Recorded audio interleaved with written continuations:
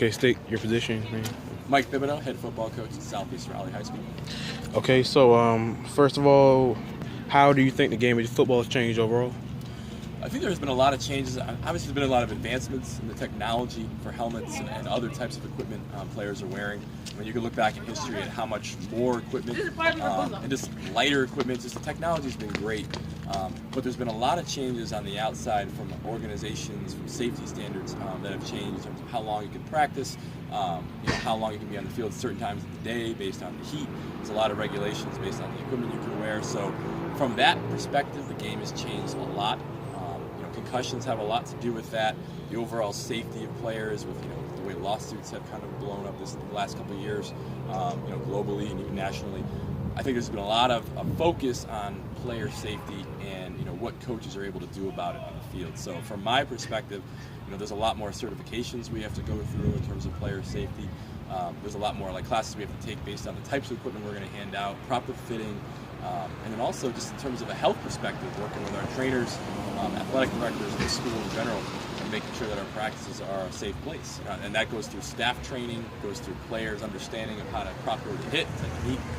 So there's a lot of things that go into running a football team, going through a practice, educating your staff that really didn't exist in this case about 15, 20 years ago. So there's been a lot of changes. Okay, second of all, do you agree with new policies including the heads up and new regulations for fitting equipment? Absolutely. The Heads Up program has been, to me, a great thing that's been put on. All the coaches went through it last year. It was a new program implemented in North Carolina, and it's starting to be something that's done nationally. Wake County was actually one of the first ones on a national scale to do so. And I think the program is great. The kids, it's a good learning tool. The terminology that's used to make players understand how to tackle properly. Back in the day when I was in high school, which wasn't that long ago, we're talking late 90s, early 2000s when I started coaching, we used to teach kids, to bite the ball, so to speak, and put your head across the body, to keep your head out of harm's way, when in reality, what that's really doing is putting your neck in total danger of having injuries happen to it, especially with concussions, but even neck injuries, upper back injuries. The new Heads Up program, by just keeping your head up and out of the actual tackle itself, squares your body up to be able to take those impacts and be able to understand, it's not just techniques, but also how to just be safer while you play the game. So I think Heads Up has been really good. The way they teach it's phenomenal. They have a lot of former players and coaches that are really doing it, going around state to state and doing these clinics that we went to even. So I think it's been a very good program. I think it's going to help the game, considerably in the long run, especially if it's taught from a youth level on up. Okay.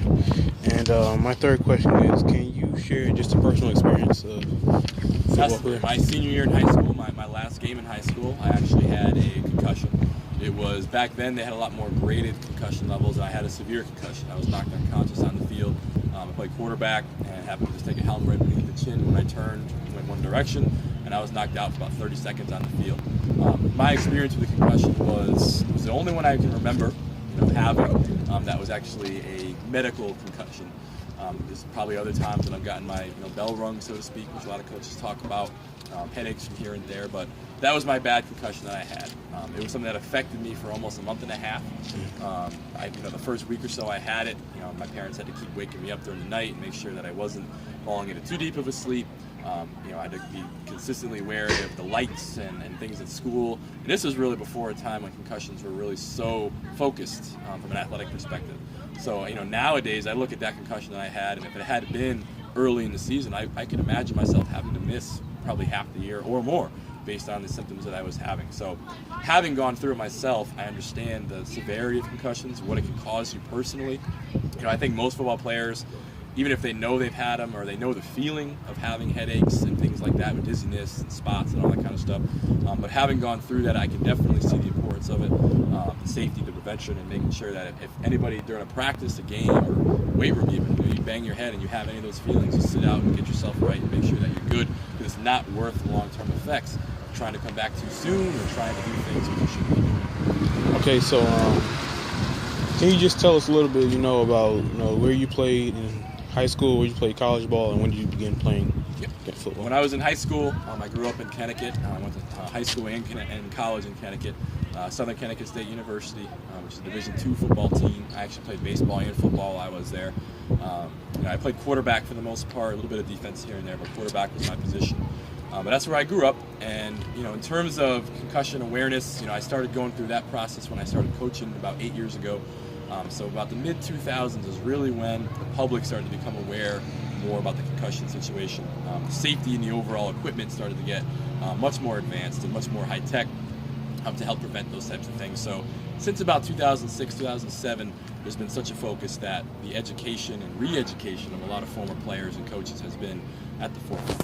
But going through my time when I grew up in Connecticut playing football, about 12 years overall between Pop Warner, middle school, high school, college level. So I have a lot of wear and tear on my body. But luckily I didn't have too many head injuries, just the one concussion that I could speak on.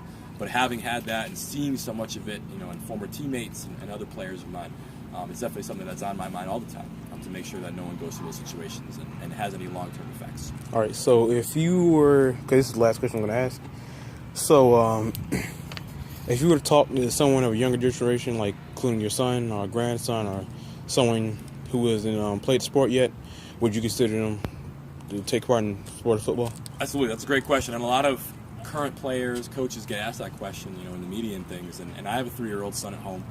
He loves coming to our games out here. He looks forward. Today, it's springtime. He's talking about football all the time. I would 100% want him to play football because as a team sport, or any sport in general, but football to me is the ultimate team sport. It's the ultimate life lesson sport. Everywhere I've gotten today from my job and who I am and the friends that I keep are somehow related to football, being around the coaching aspect, the playing, the lessons that I've learned, the way I teach things, the experiences that I had on Friday nights, Saturday afternoons. It's just something that has really helped drive who I am as a person. And I wouldn't have that if I never played football. I played baseball and had a lot of good experiences too, but football has been the one that has taught me the most about who I am and who I am, what am I supposed to be doing, on this earth, so to speak. So I would give him, my entire blessing, 100%, and just tell him, you got to be safe, you got to be smart. Biggest thing is understanding your body, and if you're having issues, especially with head injuries, it's nothing to mess around with. And if you ever have a concussion, or you think you have a concussion, you get a headache, it's not worth long-term effects or possibly, other paralysis, death type things, just because you want to stay on the field. So you got to make sure you know your body, and hopefully through the education of coaches and where things are going with that, every player will have an opportunity, and it won't be such a widespread issue as it has been the last 15 or 20 years. All right, thank you, Coach.